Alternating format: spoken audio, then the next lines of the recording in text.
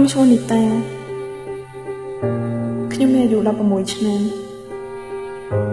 ខ្ញុំគឺជានារីម្នាក់ក្នុងចំណោមនារីជាច្រើនដែលត្រូវបានគេយកមកលក់នៅទីនេះជីវិតដែលត្រូវបានគេខំខាំងក្នុងស្ថានភាពដែលអាប់អួររស់នៅក្នុងជីវិតដ៏ជូរចត់ត្រូវបានគេលក់ដូចទំនិញទទួលរងការធ្វើទុកទរណយ៉ាងព្រៃផ្សៃបំផុតនិងត្រូវបានរំលោភម្ដងហើយម្ដងទៀត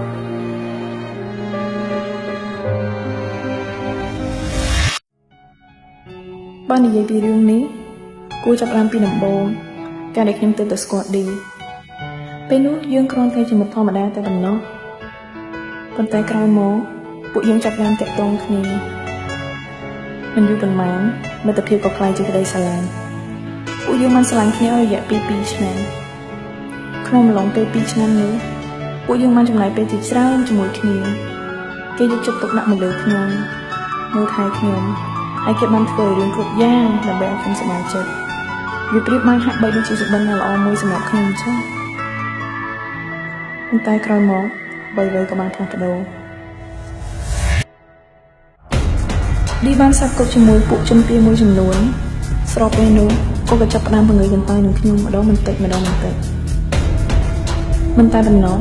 ពួកយើងបានជួយគ្នាជាញឹកញាប់ទៀតផង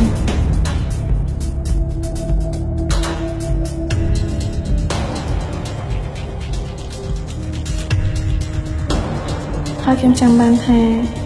មានម្ដងនោះយើងបានជួយគ្នាយ៉ាងខ្លាំង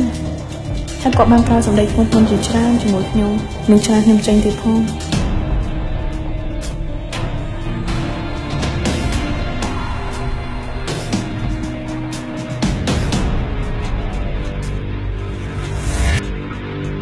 ប៉ុន្តែប្រហែលថ្ងៃក្រោយមក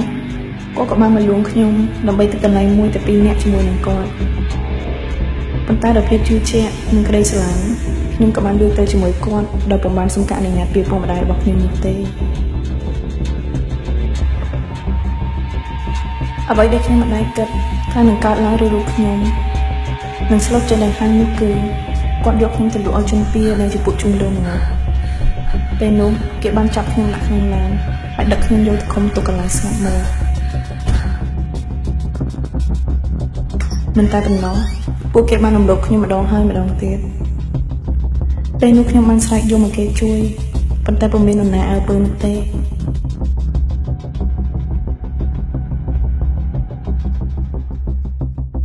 រហូតដល់ថ្ងៃមួយខ្ញុំបានដឹងថាខ្ញុំមានទំនួលក្រោយពួកគេដឹងរឿងនេះក៏បានចាប់បញ្ច្រកថ្នាំរំលោភកូនខ្ញុំចោលហើយក៏បានលក់ខ្ញុំបន្តទៅផ្ទះបងមួយទៀត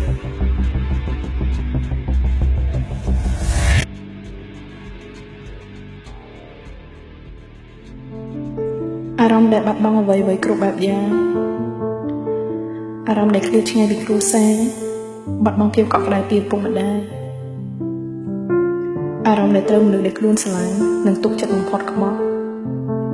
អារម្មណ៍ដែលត្រូវបានគេលក់ដូចជាអីវ៉ាន់លើទីផ្សារមិនមែនស្នាមប្រឡាក់ណាក៏សុទ្ធតែអាចទុកជ្រះនោះទេស្នាមនេះនឹងប្រឡាក់ជាប់ខ្លួនជារៀងរហូតប្រសិនបើអ្នកជាខ្ញុំ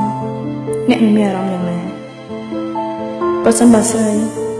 ដែលជួបប្រទះរឿងដូចខាងលើនេះជាកូនរបស់អ្នកជាប្អូនស្រីរបស់អ្នកឬក៏ជាមិត្តជិតស្និទ្ធរបស់អ្នកតើអ្នកនឹងមានអារម្មណ៍យ៉ាងណា